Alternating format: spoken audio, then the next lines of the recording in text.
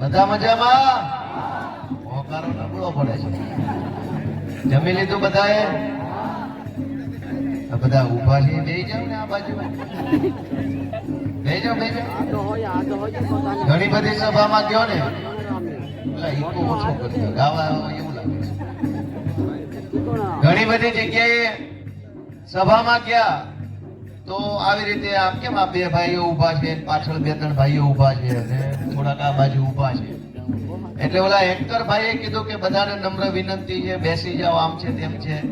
પાછું બીજી વાર કીધું બેસી જાઓ, નમ્ર વિનંતી. આમ સારી ભાષામાં બોલવું પડે ને, એમ તો ને કે બેસી જા, એવું તો બોલાય નહીં. એટલે વારે ઘડી ઓલો ભાઈ માઇકમાં બોલે બેસી જાઓ, નમ્ર વિનંતી છે, આમ છે, પાથરણું છે, બેસો બેસો વગેરે વગેરે ઘણી વાર કીધું, પણ બેઠા નહીં. આ બધા જે ઊભા છે ને એમ બધા ઊભા છે, બેઠા જ નહીં. એટલે મેં સભાપતિ પછી એ ભાઈને જઈને પૂછ્યું, ભાઈ ઓલા એન્કરે આટલો બધો તમને પ્રેમથી કીધું બેસી જાઓ, 10 વાર કીધું, તમે બેઠા કેમ નહીં? એ કે આ ભાજપના રાજમાં બેંકની લાઈન ને તલાટી પાસે લાઈન ને પાણી ભરવાની લાઈન ને જ્યાં જાવ ત્યાં લાઈન, ઊભા ઊભા હવે થાક આવે. એ કે હવે ઊભા જ રહેવું, બેસવાનો નંબર જ નથી આવતો, ઊભા જ રહેવાનું જ્યાં હોય ને લાઈનો. તો મેં કીધું કે હવે લાઈનો ઊભી ઊભા લાઈનોમાં ઊભા તમારા 30 વર્ષ વયા ગયા, હવે જરાક શાંતિથી બેસવું હોય ને તો ઝાડુ મારો તો બેસે એવું થશે.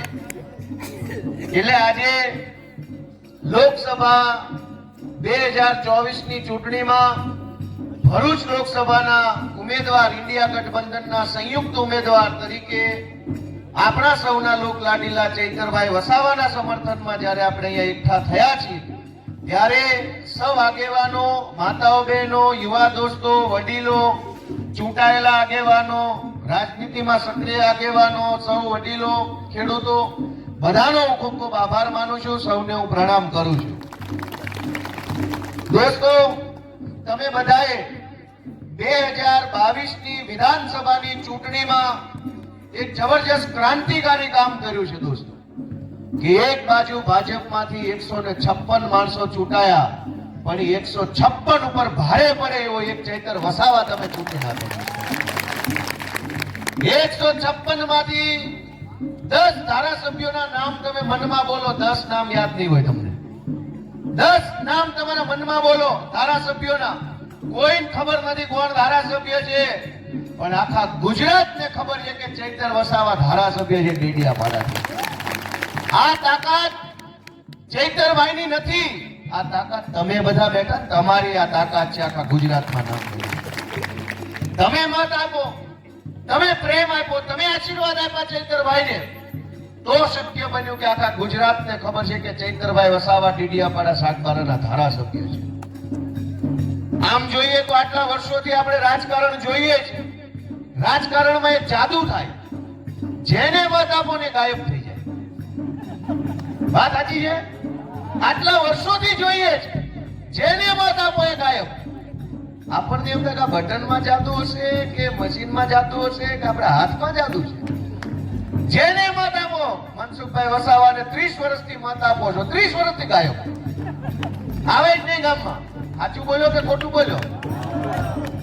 આપણને એમ વિચાર થાય કે આને કામ કરવા મત આપ્યો છે કે ગાયબ કરી દેવા મત આપ્યો છે.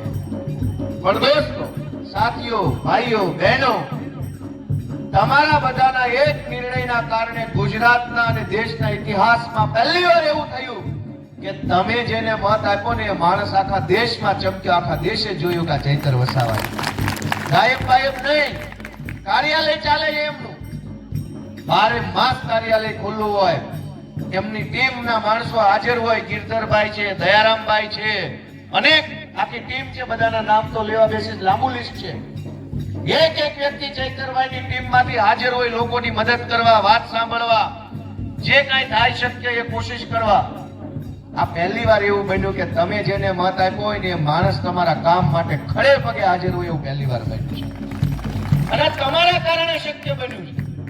ચૈતરભાઈ મહાન નથી, તમે મહાન છો. તમારો નિર્ણય મહાન છે. તમે જે નિર્ણય કર્યો 2022 માં મહાન નિર્ણય બન્યો, અને એટલા માટે ફરી એક વખત મહાન નિર્ણય લેવાનો, ક્રાંતિકારી નિર્ણય લેવાનો સમય આવ્યો છે દોસ્તો. ચૈતરભાઈ વસાવાને દિલ્હી મોકલવાનો સમય આવ્યો છે. તમે ગઈ ચૂંટણીમાં જેટલા, આ જરાક ઢોલ ઢોલ વાળા ભાઈ જરાક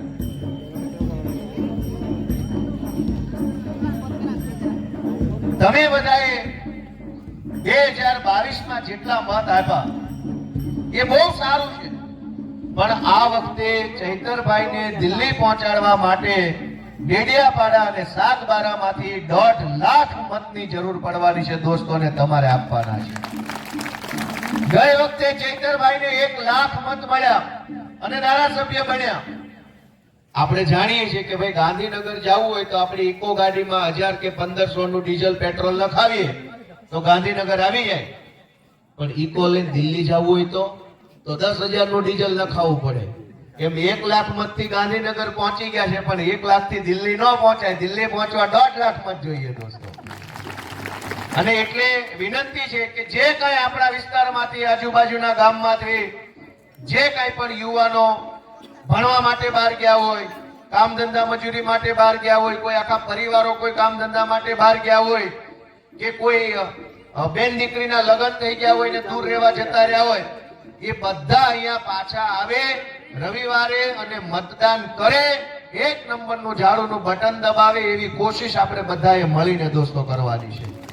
આગેવાનોની ખાસ જવાબદારી છે. ઘરના પૈસે, હું ફરીથી યાદ કરાવું, ઘરના પૈસે આપણા 200 કે 2000 વાપરીને પણ ચૈતરભાઈને મત આપવો પડે તો એ આપવો જોઈએ. શું કામ? આપણને એમને મારા પૈસા વાપરીને શું કામ હું સુરત થી મારા છોકરાને સાગબારા બોલાવું? તમે બધા પાર્લે બિસ્કિટ ખાધેલું કે નહીં? બધાએ ખાધેલું? બધાએ એનો પાર્લે બિસ્કિટ ખાધેલું? 5 રૂપિયાનું બિસ્કિટ પહેલા આવતું અને આજે 5 નું આવે છે, પણ પહેલા 5 રૂપિયાનું પાર્લે બિસ્કિટ લે તો એક વેત લાંબુ બિસ્કિટનું પેકેટ આવતું, આજે 3 આંગળ જેટલું જ આવે. 10 બિસ્કિટ વચ્ચેથી અમિત શાહ, નરેન્દ્ર મોદી આપડા ખાઈ ગયા. સાચી વાત છે કે ખોટી વાત? 5 રૂપિયામાં એક વેત જેટલું લાંબુ પાર્લેનું બેરીકું જે હતું એ મનસુખભાઈને મત આપવાથી 3 આંગળનું કરી નાખ્યું. આપણા પૈસા લૂંટાયા કે ન લૂંટાયા? આપણા પૈસા લૂંટાયા. આપણા બિસ્કિટ ઓછા થઈ ગયા. 5 રૂપિયા તો 5 જ, પણ પહેલા 15 બિસ્કિટ આવતા ને હવે 6 બિસ્કિટ થઈ ગયા. જ્યારે આપણા પૈસા લૂંટાઈ ગયા, આજે 200 રૂપિયા વાપરીને કે 2000 ખર્ચીને ચૈતરભાઈ જેવા માણસને મત આપ્યો હશે ને તો કાલે સંસદમાં બેઠો બેઠો બોલશે ને તો 2000 ના 2 લાખ વસૂલ થઈ જશે. આપણે એ માણસ જયારે આદિવાસી સમાજનો અવાજ સંસદમાં મૂકશે તો ખર્ચેલા 2000 રૂપિયા એમ થઈ જાય, વાહ ભાઈ વાહ, મજા આવી ગઈ, મારા પૈસા વસૂલ થઈ ગયા. એટલે હું વિનંતી કરવા આવ્યો છું કે 1.5 લાખ મતની જરૂર છે દોસ્તો. પહેલા હતા એના કરતા વધુ મત આપણા સૌના આગેવાન ચૈતરભાઈ વસાવા આપણી વચ્ચે આવી ગયા છે દોસ્તો. ટૂંક જ સમયમાં અહીંયા મંચ ઉપર પહોંચશે, ત્યાં સુધી આપણી વાત સાંભળીએ. કે બીજી વાત, આપણે પેલા માથા બારે ઢોલ હોય એના ગળામાં શું નાખેલો? ઢેરો. શું કહેવાય? દોરો. દોરો કે ઢોરો? દોરો. ભાઈ ભાજપ વાળા એમ કે છે 400 સીટો લાવું. 400 સીટો આવે ના આવે કઈ નહીં, કદાચ 200 સીટો આવે બહુ ફાટ્યા પડે તો વચ્ચે ઢોળો